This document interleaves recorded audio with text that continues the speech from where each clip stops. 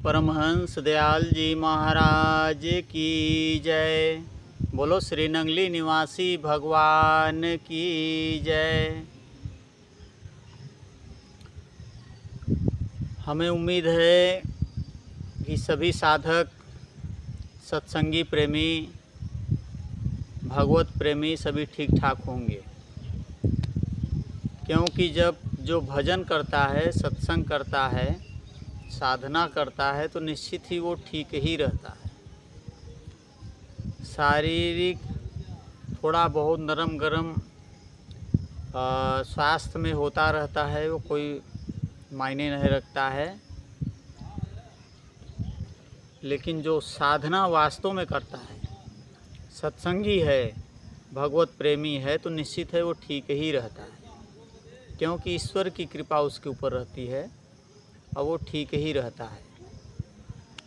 तो आज बहुत दिन बाद आप लोगों के सामने प्रस्तुत हो रहे हैं और यह वीडियो आज विशेषकर आप लोगों के लिए विशेष रहेगा, क्योंकि इसमें चर्चा होगी। आज का टॉपिक्स रहेगा आत्मज्ञान किसे कहते हैं। आत्मज्ञान किसे कहते हैं। आज देश विदेश में इस पर तमाम लोग जो है इस पर चर्चा कर रहे हैं और अपना अपना विचार उस पर प्रस्तुत कर रहे हैं,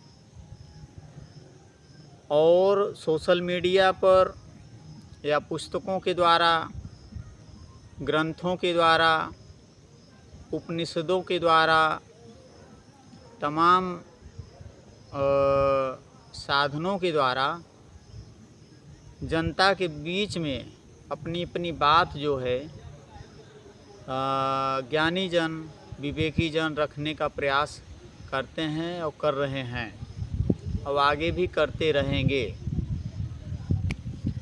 तो हमें उम्मीद है कि इस वीडियो को आप लोग ध्यान से सुनेंगे और पूरा वीडियो सुनेंगे तो गुरु महाराज जी की कृपा से हमारी जो भावना आप लोगों के सामने इस वीडियो के द्वारा प्रस्तुत होने जा रही है, आप लोग निश्चित है गौर से सुनेंगे, एकाग्रचित्त होकर फुर्सत में, तभी आप लोग समझ पाएंगे।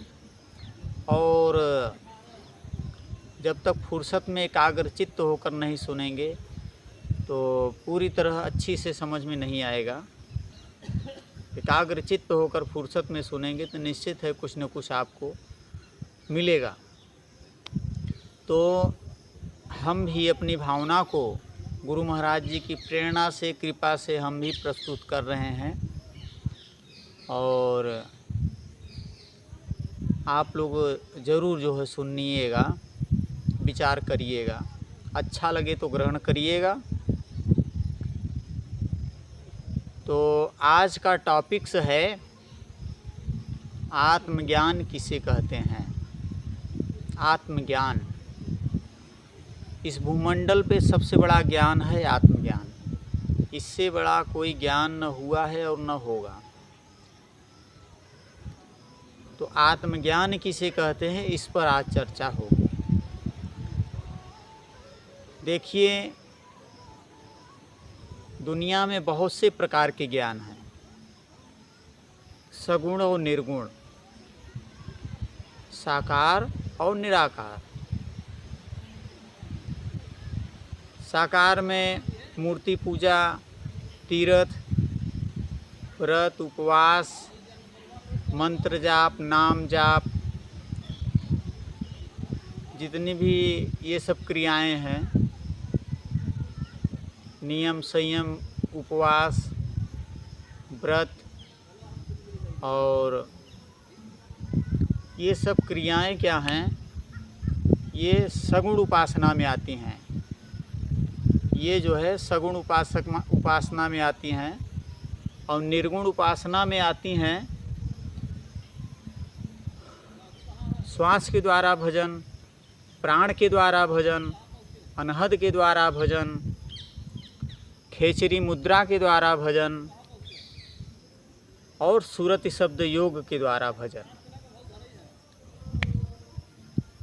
तो जो सगुण उपासना है वह अलग क्षेत्र है, और जो निर्गुण उपासना है अंतर्मुख साधना, ये आत्मा की ओर ले जाने के मार्ग हैं। जो भी हमने बताया कि श्वास के द्वारा भजन, अनहद के द्वारा भजन,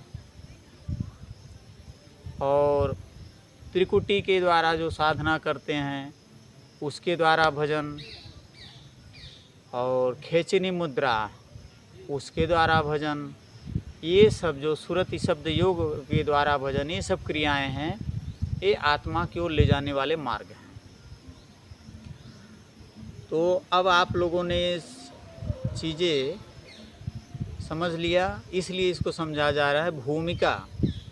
जब तक भूमिका नहीं बनती तो आगे की चीज़ स्पष्ट नहीं होती। तो अब आत्मज्ञान क्या है, इसके बारे में हम लोग जो है अब आगे श्रवण करते हैं। जो सुरति शब्द योग की साधना है, ये साधना ऐसी साधना है, ये ले जाके आत्मा में आपको पहुंचा देती है। हमारे रीढ़ की हड्डी के अंदर 3 नाड़ियां हैं मुख्य रूप से।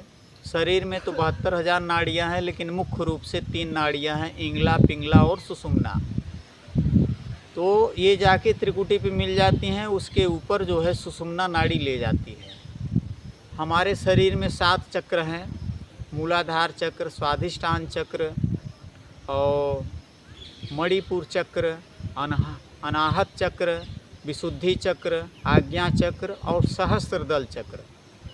जब साधक सुषुम्ना नाड़ी के द्वारा सहस्त्रदल चक्र पे पहुंचता है, तो उसके बाद उसके ऊपर आत्मा का साक्षात्कार होता है। आत्मा का साक्षात्कार होता है सहस्त्रदल कमल के आगे।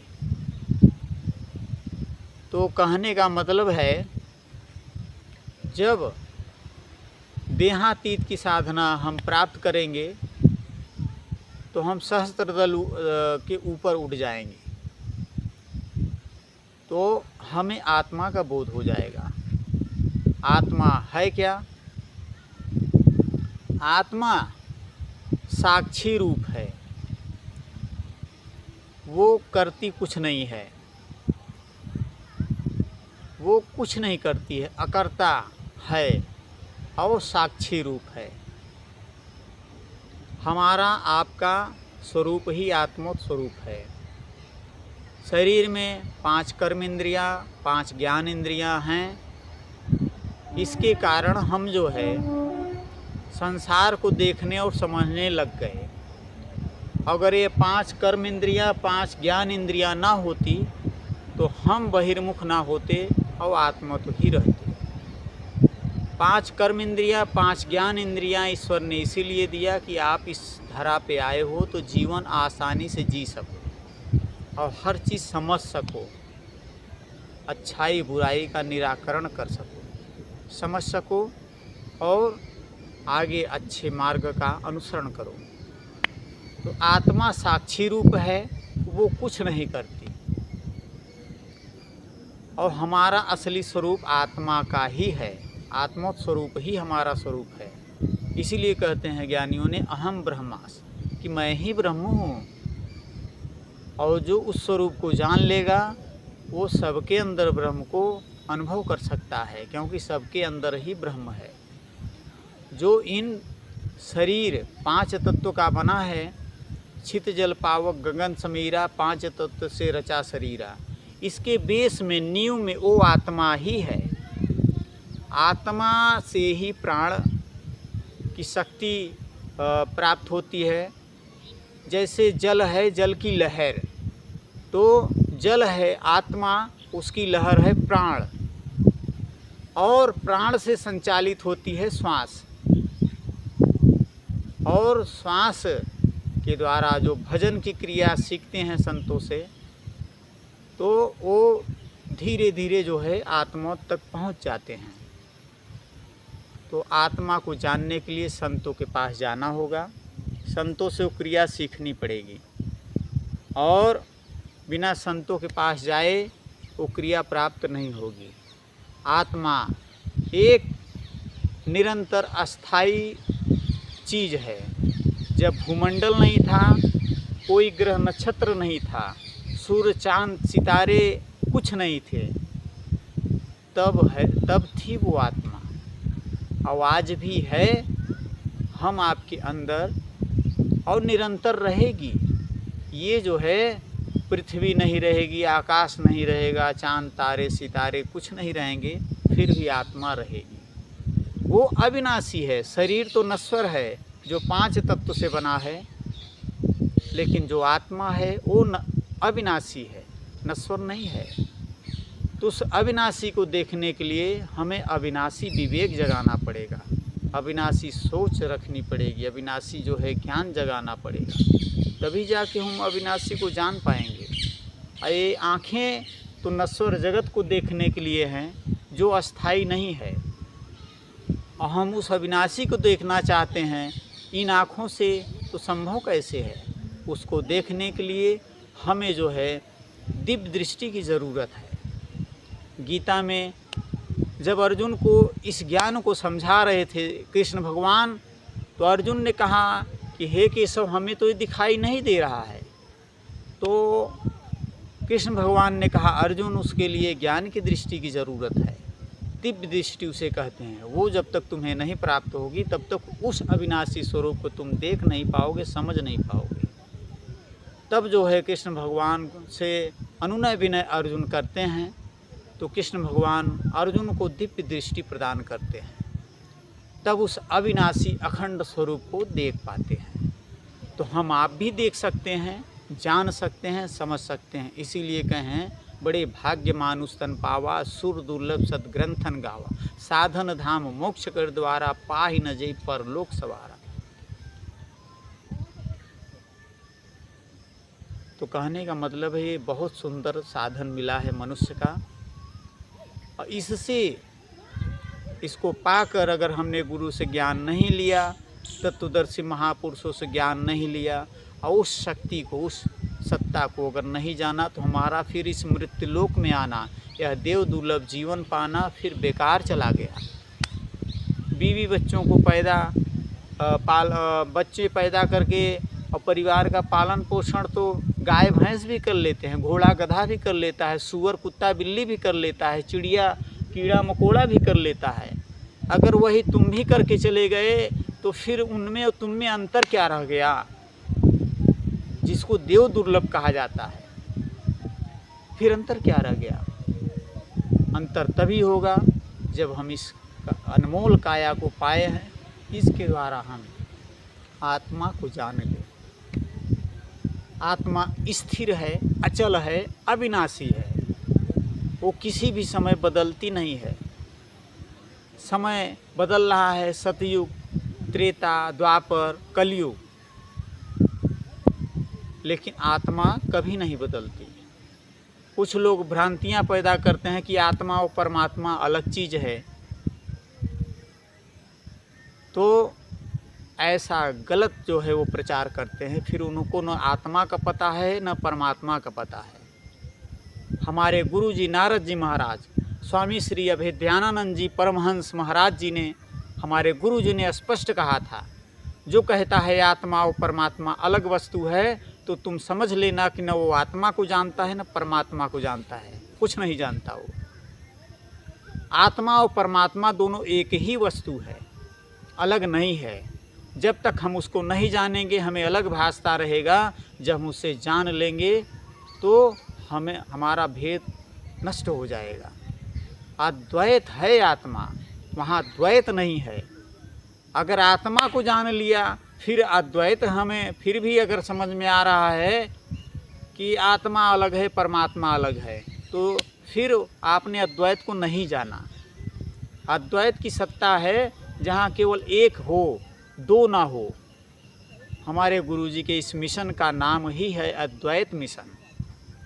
अद्वैत मिशन को तमाम लोग नहीं जानते हैं, तो उनको हम बताना चाहेंगे। स्वामी विवेकानंद जी जो शिकागो में जाकर उन्होंने इस अध्यात्म की ज्योति जगाई थी, आज भी वहाँ गूंज रही है रोशनी, वो चमचमा रही है।